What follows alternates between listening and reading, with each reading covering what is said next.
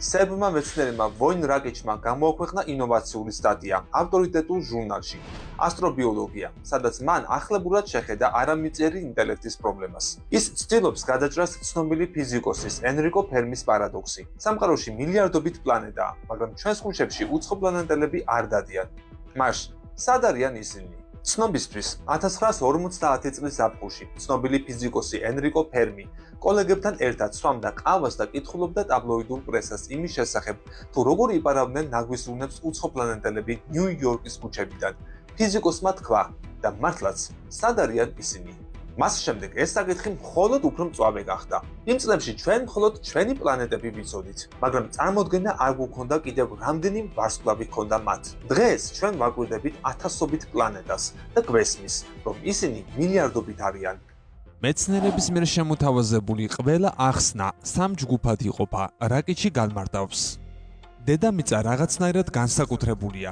ყველა ცივილიზაცია სწრაფად კვდება და ცივილიზაციები ერთმანეთს ემალება. ეს სამი გლობალური ჰიპოთეზა იყოფა ბევრ მცირე ნაწილად. მაგალითად, ცივილიზაციები იღუპებიან ან იმიტომ რომ ებრძვიან ერთმანეთს, ან საკუთარი ტექნიკური აღმოჩენების გამო, ან მუტაციებისა და ზოგადი გადაგვარების გამო. ამავდროულად განსაკუთრებული დედამიწის ჰიპოთეზა პირდაპირ ეწინააღმდეგება იმ საფუძველს, რომელზეც თანამედროვე მეცნიერება დგას, უნივერსალურობის პრინციპს. ამიტომ მეცნიერები ხშირად ამახვილებენ ყურადღებას კომუნიკაციის სირთულეებზე. ცივილიზაციებს ან არ სურთ კომუნიკაცია, ან იყენებენ ჩვენთვის უცნობ მეთოდებს, ან ჩვენ უყურადღებოდ ვართ მათი სიგნალების მიმართ, ან სიგნალები არ არის ჩვენთვის განკუთვნილი და ასე შემდეგ.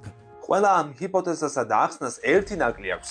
ამბობს რაკიჩი, ეს არის ანთროპოცენტრული ჰიპოთეზები. ანუ, ისინი გამოიგონეს ადამიანებმა და გამოიგონეს ისე, თითქოს ყველა პლანეტაზე პლუს თუ მინუს ერთი და იგივე ადამიანი ცხოვრობს. ანუ დაახლოებით ჩვენი ტიპის არსება. ასტრონომები ბიოლოგებს იშვიათად ეკითხებიან, მაგრამ ამაოდ, ჯერ კიდევ 1950-იან წლებში ბიოლოგები თოლიებს აკვირდებოდნენ და გასაოცარ დასკვნებამდე მივიდნენ. ამან გამოიწვია ფართომასშტაბიანი ბიოლოგიური კანონი. ჩვენ ვფიქრობთ, იმისთვის რომ ვიყოთ წარმატებულები, ევოლუცია გვივითარებს ჩვენში რეალობის აღქმის უნარს.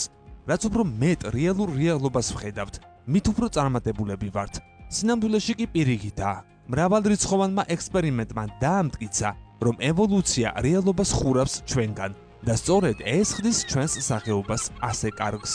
თოლია დედის ნაცვლად ხედავს 2D და თუნდაც 1D ხაზოვან ობიექტს. მას არ ესმის, რომ დედამისი სინამდვილეში სამგაზომილებიანი არსებაა. ჩვენ ეს გვესმის, რადგან მათ გარედან ვუყურებთ. რა არის რეალურად ჩვენს ირგვლივ, თუ გარედან შევხედავთ.